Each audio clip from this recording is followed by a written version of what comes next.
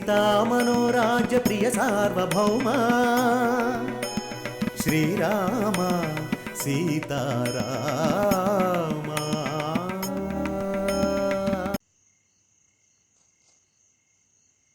ముందొచ్చి కూర్చోండి సార్, ఆకలి దంచేస్తుంది. అర్జెంటుగా ఒక పట్టు పట్టాలి.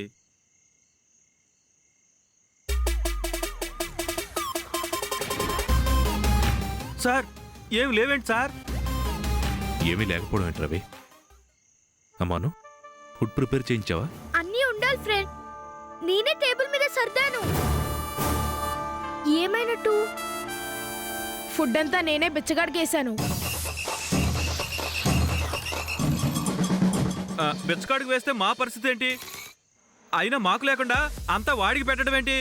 వాడొక లాజిక్ మాట్లాడాడు, అందుకే వేశాను. అబ్బో, ఏంటో ఆ లాజిక్. మీలాంటి వాళ్ళు సమయానికి తినకపోతే అడుక్కునే వాళ్ళ పరిస్థితి ఏంటి? కడుపులు ఎలా నిండాలి అని అడిగాడు. నిజమే అనిపించి వేసేసాను. ఏంటి సార్ ఇది? అసలే నా కడుపులో డైనోసార్లు పరిగెడుతున్నాయి. రై, ఏంట్రా ఎక్కువ చేస్తున్నావు? అతిథిలో వచ్చావు, అతిథిలో ఉంటావు. కాదని అతి చేస్తే బెడ పట్టుకుని బయటికి గెంటేస్తాను. అంత శ్రమేమీ మీకు అక్కర్లేదు. నా పద్ధతి ప్రకారం నేను ఇక్కడ ఉంటానని చెప్పాను. మీరు మాటిచ్చిన పంతులు గారికి నేను ఇక్కడ ఉండడం ఇష్టం లేదని చెప్పండి, వెంటనే వెళ్ళిపోతాను. అయినా దేనికైనా టైం సెన్స్ ఉండాలి. పని చేసే సమయంలో పని చేయాలి, భోజనం చేసే సమయంలో భోజనం చేయాలి. అంతేగాని సమయం దాటాక భోజనం చేస్తే ఆరోగ్యం పాడవుతుంది. ఇప్పుడు టైం 10:30 అవుతుంది. మీకు ఇష్టం వచ్చినప్పుడు మీరు తింటే బిచ్చగాడి కడుపు ఎలా నిండుతుంది? అందుకే వేశాను.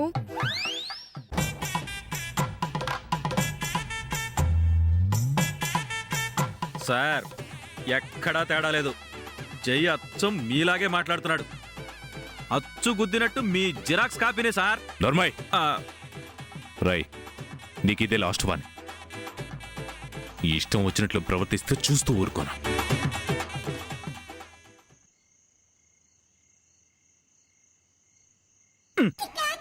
భలే పనిచేసావు కదరా. ఆకలితో చచ్చిపోతున్నాను. ఒక్క పూట తినకపోతే ఏమీ కాదు, ఆరోగ్యానికి కూడా మంచిది. అమ్మో, నా వల్ల కావడం లేదు. బయటికి వెళ్ళి ఏదో ఒకటి తినాలి. అమ్మో, 11 అయిపోయింది. బయట కూడా ఏమీ దొరకదేమో. ఈ రాత్రి కడుపు మార్చుకోవాల్సిందే. ఛే,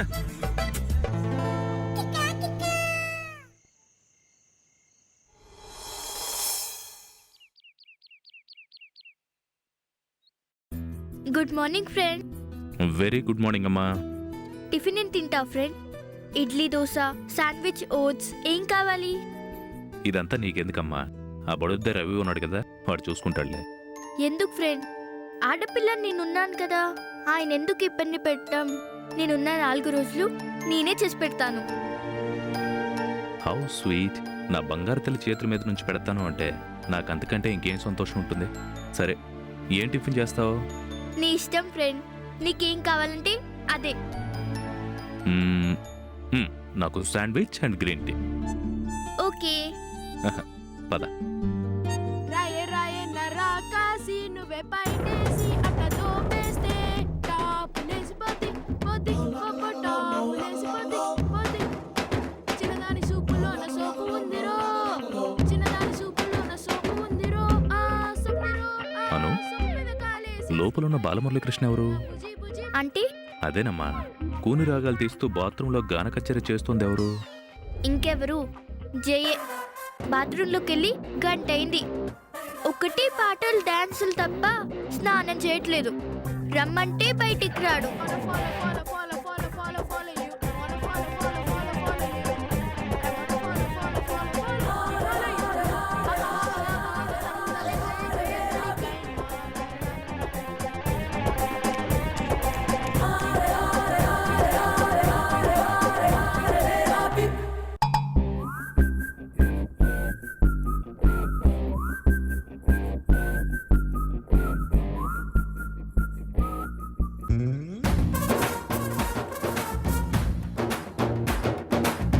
సార్ ఎక్కడికి వెళ్తున్నారమ్మా?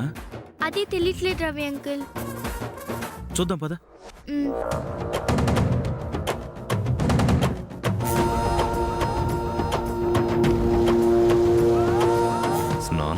లేకుండా డాన్సులు పాటలు. ఇప్పుడు తిక్క కుదురుతుంది.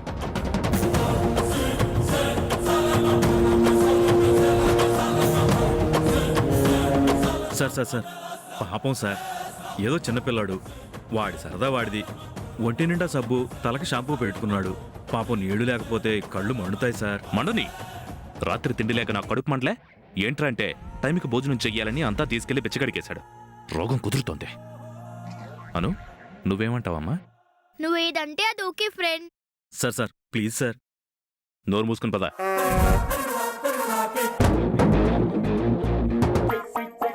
సూపర్ మచ్చి అడ సూపర్ మచ్చి.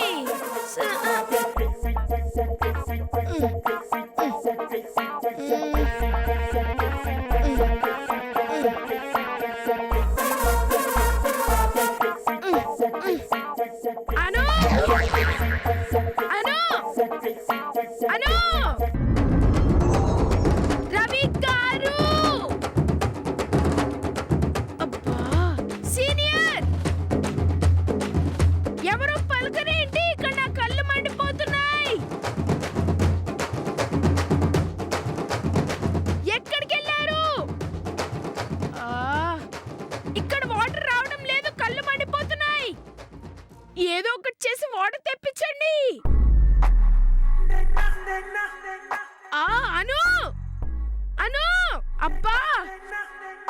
సార్ పాపం సార్, వాల్ తిప్పేసి వస్తాను. మాట్లాడకుండా వచ్చి tiffin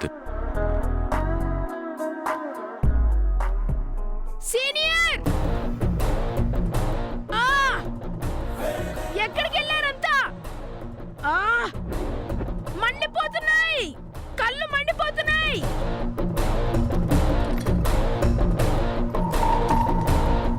senior, hello senior, water రావటం లేదు. ఇక్కడ నా కళ్ళు మండిపోతున్నాయి. ఏదో ఒకటి చేసి నాకు వాటర్ వచ్చే ఏర్పాటు చేయండి.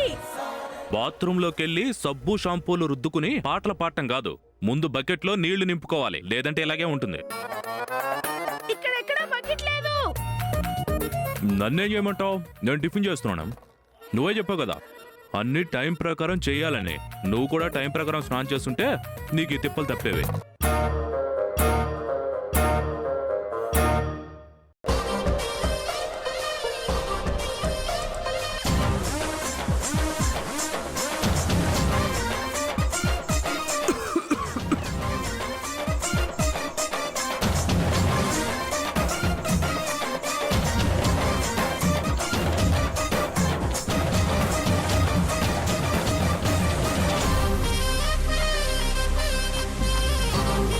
చూసారుగా ఈ అవతారం. నేను ఇప్పుడు ఏం చేయాలి? ఆ,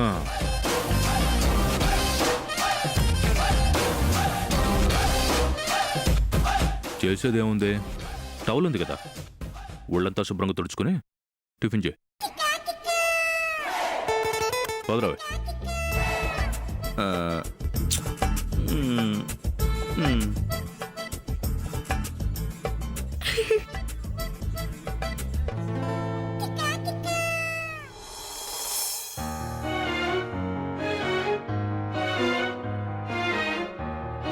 good morning sir. Good morning sir.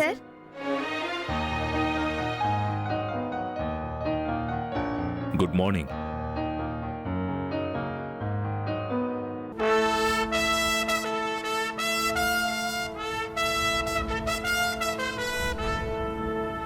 Good morning.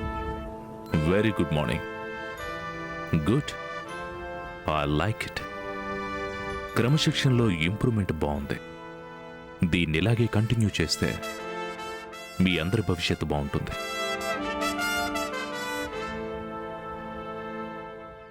మీ అందరికీ ఓ గుడ్ న్యూస్. మన కంపెనీకి ఓ కొత్త ప్రాజెక్ట్ వచ్చింది. A very big deal, at the same time very prestigious project. ఎవరికైతే డబ్బు అవసరం ఉందో వాళ్ళు ఈ ప్రాజెక్ట్ ట్యాకప్ చేసి కంప్లీట్ చేయొచ్చు.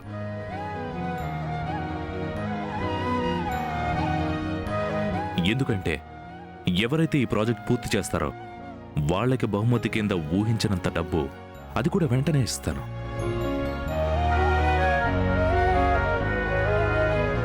సో ఎవరికి కావాలో మీరే డిసైడ్ చేసుకోండి.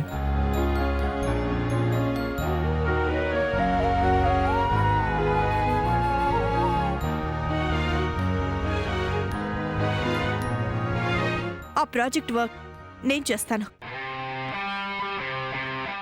ఓకే, ముందు దాని వివరాలు తెలుసుకుని చేసేది లేనిదే చెప్పు.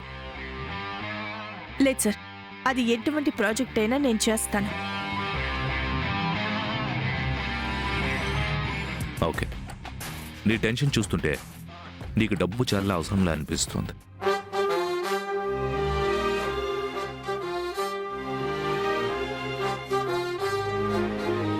But one condition.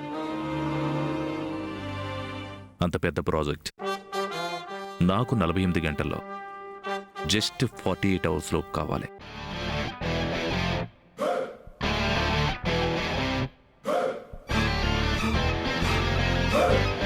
పెద్ద ప్రాజెక్ట్ అంటున్నారు. 48 గంటల్లో ఫినిష్ అవ్వాలంటే నాకు అలాగే కావాలి. అందుకే కదా డబ్బులు ఇస్తానని చెప్పేది. మరీ అంత తక్కువ టైం అంటే కష్టం సార్.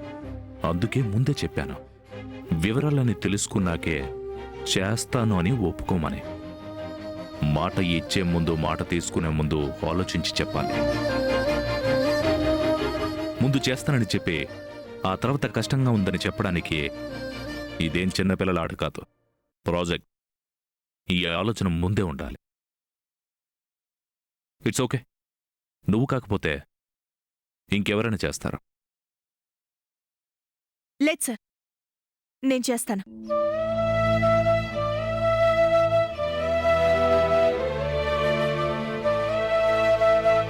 ముందు చెప్పినట్లు ఆ ప్రాజెక్ట్ నేనే చేస్తాను. మీరు కోరుకున్నట్లే 48 అవర్స్లో పూర్తి చేస్తాను. ఓకే, డీటెయిల్స్ పంపిస్తాను.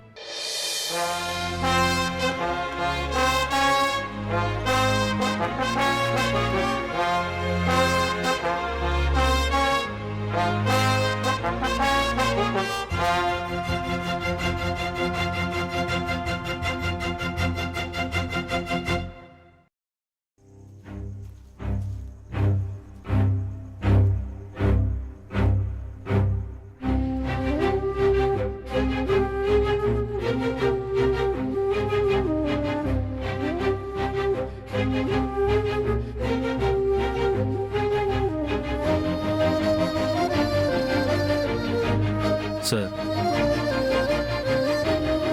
మీరేం చేస్తున్నారో నాకు అర్థం కావట్లేదు సార్. దేని గురించి? మేడం గారికి ఇచ్చిన ప్రాజెక్ట్ వర్క్ గురించి. మేడం గారికి డబ్బు అవసరం అని తెలిసి కావాలని ఈ ప్రాజెక్ట్ వర్క్ ఇచ్చారని నాకు అర్థమవుతుంది. అలానే ఎవరు చెప్పారు? మీరు చెప్పకపోయినా నేను అర్థం చేసుకోగలను సార్. కానీ ఈ విషయంలో కూడా ఎందుకింత కఠినంగా బిహేవ్ చేస్తున్నారో నాకు అర్థం కావట్లేదు. ఏం మాట్లాడుతున్నారు రవి? అంత పెద్ద ప్రాజెక్టు 2 రోజుల్లో పూర్తి చేయటం ఎలా కుదురుతుంది సార్? చెయ్యాలి రవి. డబ్బు అవసరం అనుకుంటే కుదరకపోయినా చెయ్యాలి. ఎంత డబ్బు అవసరం ఉంటే మాత్రం అంత తక్కువ టైంలో పూర్తి చేయాలని కండిషన్ పెట్టడం మాత్రం కరెక్ట్ కాదు సార్. ఇంకా కొంచెం టైం ఇవ్వాల్సింది. తను చేస్తానని ఒప్పుకుంది, చేయని. తనకు లేని ఇబ్బంది మధ్యలో నీకేంటి? ఇబ్బంది నాకు కాదు సార్, మేడం గారికి. మీరు ఎన్నైనా చెప్పండి, మీరు మేడం గారి మీద కక్ష కట్టే ఇలా చేస్తున్నారని నాకు అనిపిస్తుంది. కక్షగట్టి పనులు చేయించుకోవాల్సిన అవసరం నాకేంటి? బిజినెస్ అంటేనే డిమాండ్ అండ్ సప్లై. మీనాక్షికి డబ్బు కావాలి, నాకేమో టైంకు ప్రాజెక్ట్ కావాలి. Matter close. ఎక్కువ ఆలోచించుకున్నా బయటికి వెళ్ళి స్ట్రాంగ్ కాఫీ తీసుకునిరా. వెళ్ళా. పంపిస్తానులేండి.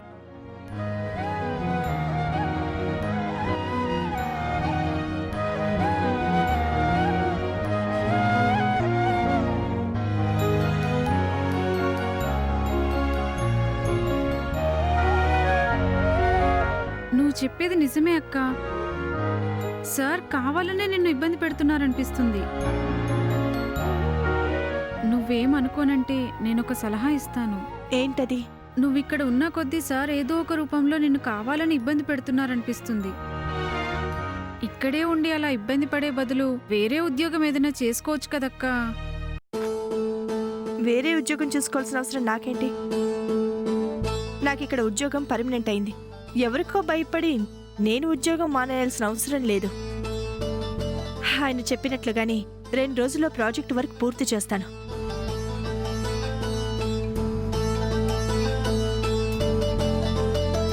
మేడం, ఇది ప్రాజెక్ట్కి సంబంధించిన డీటెయిల్స్ మేడం. సార్ మీకు ఇమ్మన్నారు.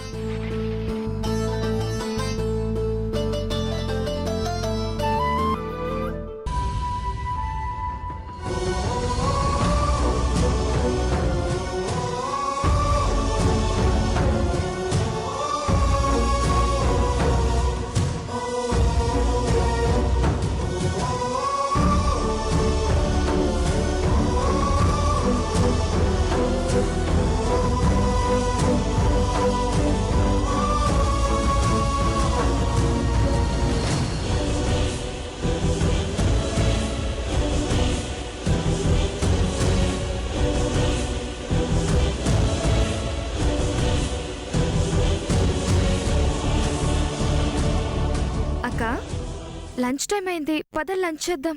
నాకు ఆకలిగా లేదు. మీరు వెళ్ళి భోంచేయండి.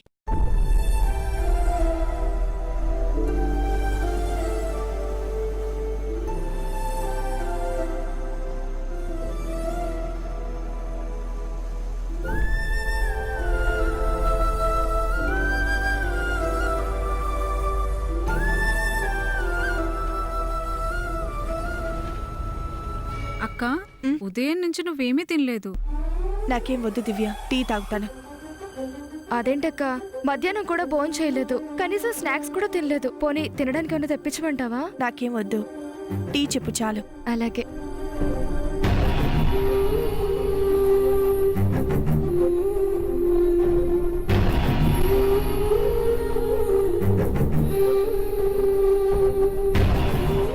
సార్ ఏదో కుక్కలు వెంటపడి తరిమినట్లా కంగారేంట్రవే?